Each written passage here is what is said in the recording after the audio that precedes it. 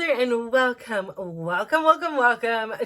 the Glow Up Method. This is the space. This is the place for you to discover you. This is the place to fall in love with you, to discover yourself through your stories, through your triumphs and your trials, all in this pursuit of living a life that makes you proud. Hi, my name is Natasha, and I am so lucky, so blessed, so honored, and excited to be here with you today, sharing my stories, hoping that they give you a little bit of motivation, inspiration, perhaps praise Jesus, hallelujah, at least I'm not her, whatever you got to do with these things, take them as they are, take some of these concepts, let them spin around in your mind, spin around in your heart and soul, and then spew them out with your personalized touch to make them either learn from my mistakes and don't do it, or be like, hey, yeah, maybe I can incorporate something like this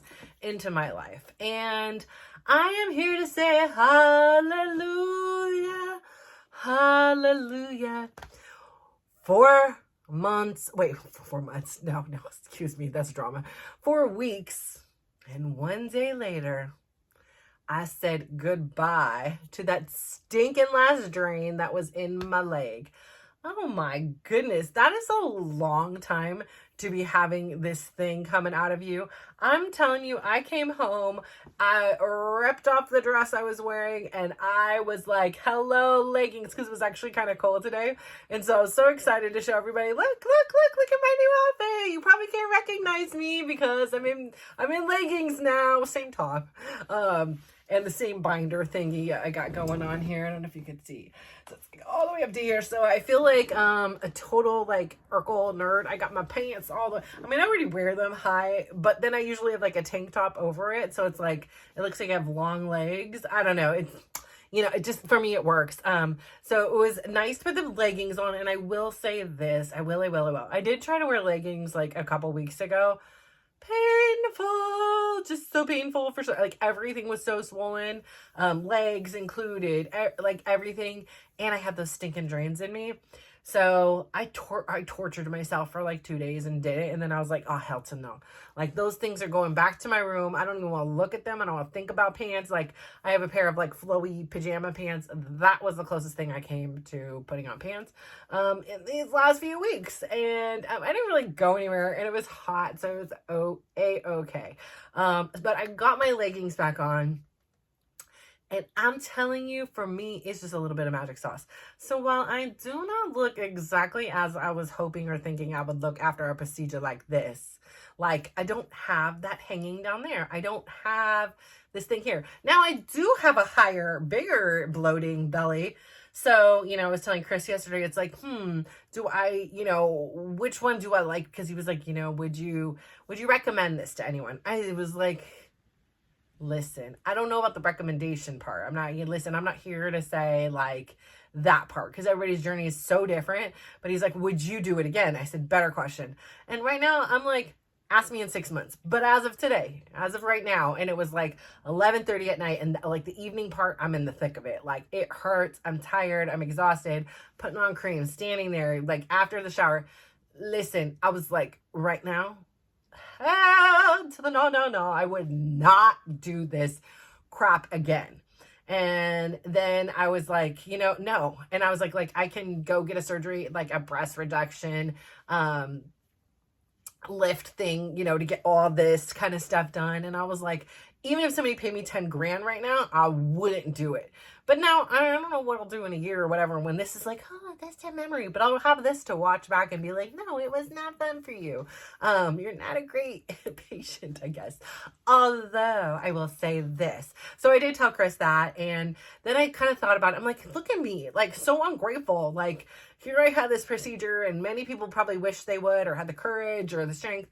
And I, number one, survived it. Let's just get on that bottom line. Surgery is surgery, and I had major complications that put my life at freaking risk. So I survived it, and that's like number one. I should be so grateful for that, which I thought about. I'm like, I am very grateful for, obviously. And then I'm actually really grateful. I know I'm swollen, and I know this sucks, and I know having to pee and think about a drain and putting on a binder and putting on creams and everything is a pain in the butt, but my wound hasn't opened up, and like my iron levels, I mean, look at my color. Like, I have better color now than I do most days of the week because I'm out in the sun.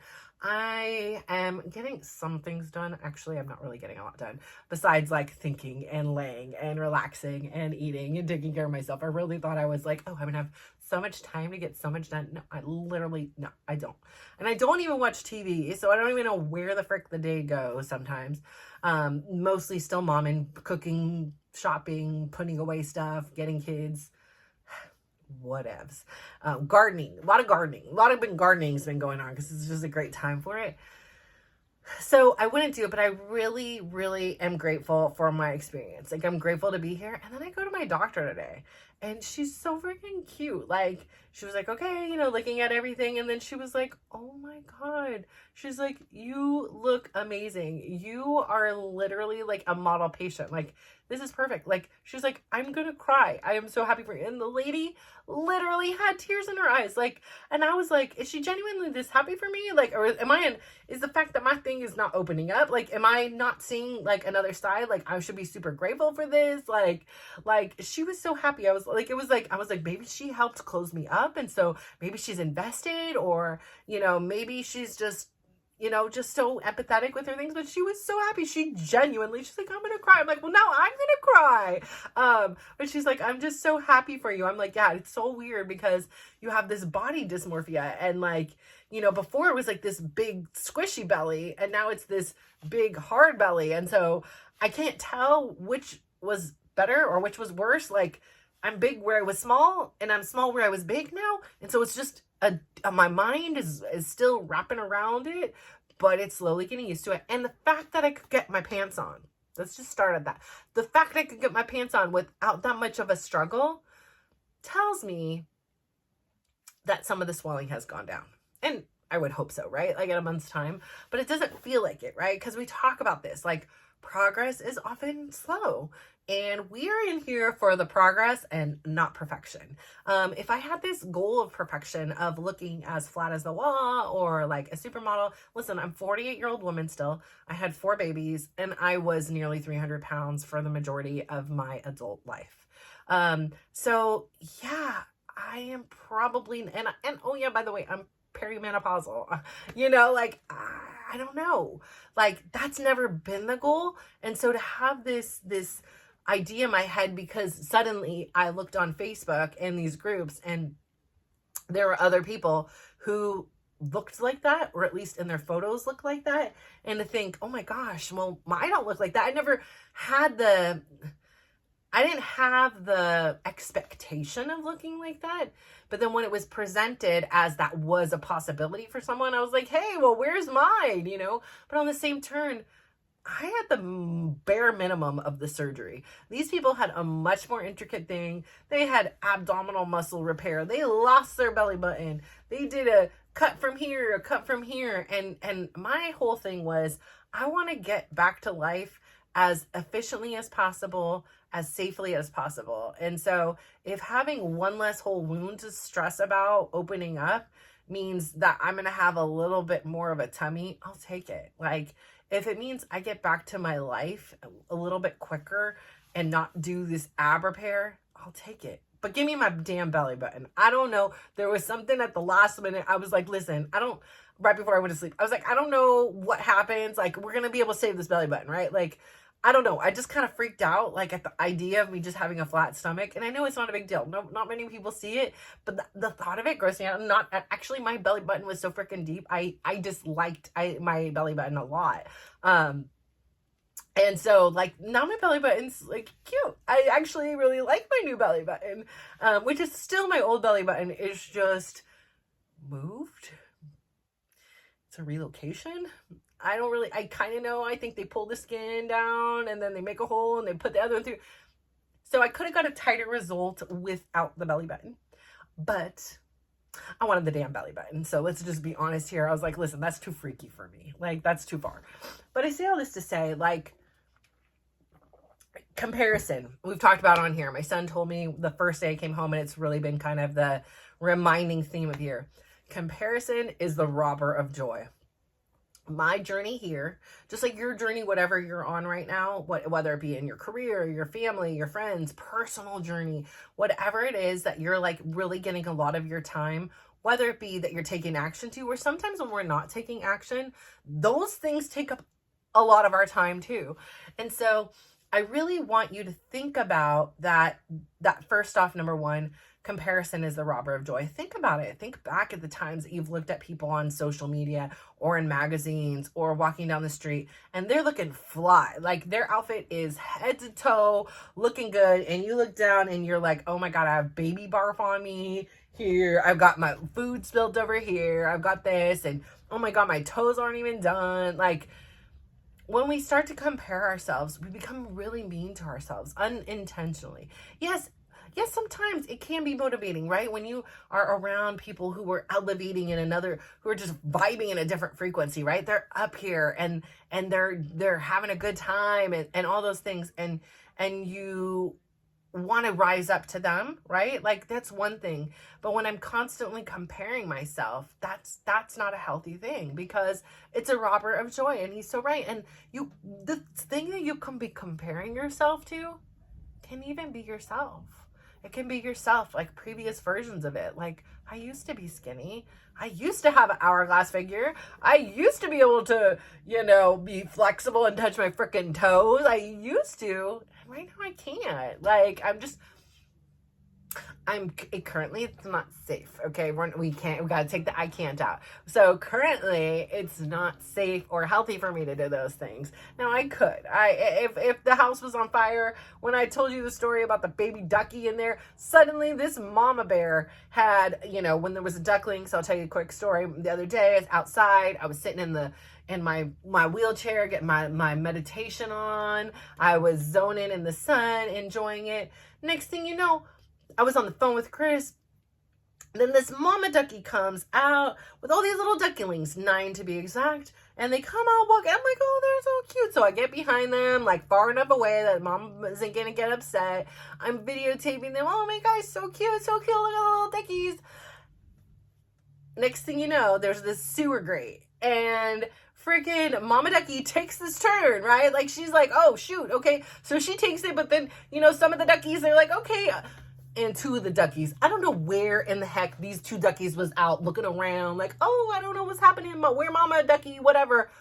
No. So 2 duckies, not 1, 2 duckies fall into the sewer. One ducky, he's lucky. He went, and somehow he came out the other side. Went in one side, came out the other. I have it on tape. Next ducky, and I don't realize what's happening because I'm just, oh, look at the duckies. I didn't realize that had happened. Then the next thing you know, the mom is just squawking, and I'm like, why are you getting so mad at me? I'm so far away. I'm Mama Bear. I'm like, Mama Ducky, I'm a Mama Bear. I come in peace. I am not going to hurt you and your babies. On the contrary, I'm going to make sure that you are not going to get hit by a car, because you have no business. They're walking the streets around here.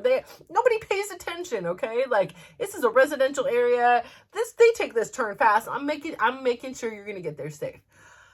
So she's squawking and squawking, and next thing you know, I look down in the gutter, and this little ducky, he's jumping. He's trying so hard. This little duckling is trying so hard to get out, and I'm like, no, come on. The next thing you know, I am audibly cheering. I'm like, come on, ducky, you got it. Come on, buddy, almost there. Like, I am really invested in this. Next thing you know, I am like, listen, I can't bend. Like, I can't even help this freaking ducky. And if this ducky takes one more move, and I'm not trying to go over there because I don't want him to move in any wrong direction. Because the next thing you know, he is on a fast track to the San Francisco Bay. Like, he gone. Like, this is a big giant sewer. Great thing. So, next thing you know, my son's walking out. He's about to go to the store. I'm like, Prophet, come here, I need your help now. It's emergency. He's like, what's going on? So he comes. I'm like, grab this box. So he comes, and I'm like, look, the ducky, he fell in here and needs help. The mom is upset. Now the other duck is like starting, Mama Duck is like the other guy, he's exhausted. Baby ducky, he's jumped his heart out, can't get out. He's not even moving anymore. He's like, is he still in there? I'm like, yes, I swear he didn't get out. No, then we look. He's like, where? I'm like, oh, right here, right here, right here. Luckily, there was this little pile of leaves he was on. So he's on this pile of leaves, but he still can't get out of this grate. And the mama ducky's like giving up. Mama ducky's walking away. So I'm like, come on, we got to get this. We got to get this. And he was like, I don't have any gloves. I'm like, okay, I have gloves in the back of my truck because I had been doing some gardening at my uncle's. And so I went and grabbed these gloves and I give him the gloves. We got the box. I'm like, he's like, what do I do? I'm like, I don't know. I can't do anything. I'm like, maybe just like scoot his little butt, like help him out. He does it. Oh my gosh. Finally, my neighbor comes by and she's like, what are you doing here? I'm like, listen, there's mama bears with this mama ducky. And it's like, it doesn't matter. There's like a rush of adrenaline. I'm going to pay for it later. I know it. But no ducky, no baby is going down on my watch. And so my son gets it, puts it in the box. We walk halfway over to where she is. We put the box down because the ducky is going crazy in this little box. So we put it down. The ducky goes, waddle, waddles all the way back to his mom and his siblings. And I swear that mama looked over at me. It was like, thank you.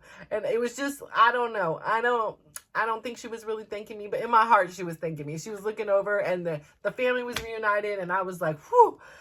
My heart was running fast. Like, I was like, you're a hero. Like, I had tears coming out of my eyes. It was a whole moment. But I say this to say, sometimes we just do, like I say on here, sometimes when we're like, oh, this is as far as we can go. We could go a little further than we think we can. We often, err on the side of caution. And, I'm really in this process of getting a little more comfortable taking some calculated risks. Heck, if I didn't take the risk to say, hey, Chris, I'm sending him this heartbroken heart emoji and sad face emojis, we wouldn't be here right now. And, has it always been perfect these last few weeks? No, we're humans, right? But on the same turn, he's been down and dirty. He's done some crazy stuff that, like, I'm like, damn, you're a real one. Like, you're a G. Like, I would not expect anybody else to do these things. And, he's been in the thick of it with me and supporting me. And, I do really much appreciate that. So, I think that we are in this incubator of stress right now, and being back at home like all the time and being responsible, and it's not as fun as when we're at his house and we get to be a little bit more just like a couple and have fun and not worry about everybody else's eating and not cleaning and all, being too loud or this or that or this or that. So it's definitely been an experience, but I say this to say, take the risk, do what makes you proud. And you don't even know if it's going to make you proud, but like start doing things, like just do it. And you will know, like, does this align with me? When I don't feel proud, like when I was like, man, I'm not, being grateful for the fact that I got this procedure and I'm alive. And I know I don't have this hanging skin anymore. And it was so heavy, this hanging skin, and I haven't had any back. So, I have to self-correct and say, you know what? No, actually there are a lot of things to be grateful for. Am I loving this moment? No.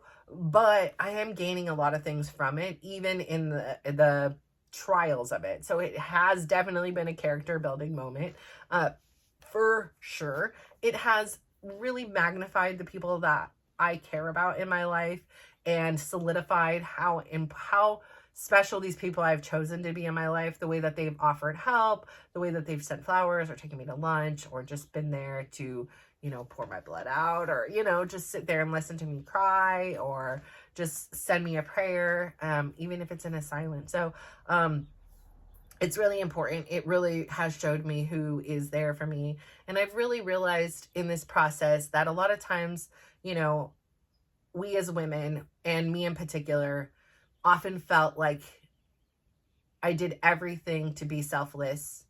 I didn't want to be perceived as selfish. And I believed that taking care of myself was the ultimate doer of selfishness. That if I bought myself something, if I ate something I wanted to eat, if I, didn't take the last of something, if I sat at the table at the same time as everybody else, I felt like I was being selfish. And what this journey has taught me, and what has really magnified in these last few weeks for me, is that self-care isn't selfish. Taking care of yourself isn't selfish. And that, in our generation, and for me particularly, and a lot of the women in Mama, we know we live on service. we live to help others. Like, we do get joy from doing it. I got so much joy from, coordinating the effort to save the ducky. And we often forget that we also deserve and need care for ourselves. And I think it's really hard for like someone like me to watch people around me who do a better job at self-care than me, who say no when they are at capacity or near it before they get to the capacity instead of overflow. And so it's hard for me to always relate to the people around me because I am so selfless most of the time. And I'm learning to incorporate self-care, and most of the time I can, but advocating for myself, asking for my needs, all those things are very new to me concepts. Whereas, that was something I grew up way too fast, and I had to do really hard things, and I learned to self-deprecate myself for the sake of others. And the whole point, to me, I think a lot of times about having family and about having things and friends is about ending curses, right? Like, we are breaking the generational curses. Now, take two here. My phone managed whatever storage was full. I gotta get a new phone here, people. But anyways, I was saying, so we break these generational curses and we want our next generation to be better than we were. This is all about progress and not perfection. And that's part of the thing is, if perhaps I did it right? Like, I sometimes question, like, if my kids don't want to just, be selfless and do all these things for me. And I think that it's important for them to be able to take care of themselves too, and acknowledge that, and that it's not a reflection of me, or that they don't love me because they don't do these things. So to accept people where they are and understand that they aren't who you are. They haven't lived the life that you've lived. And so it's not nearly as personal as we often make it.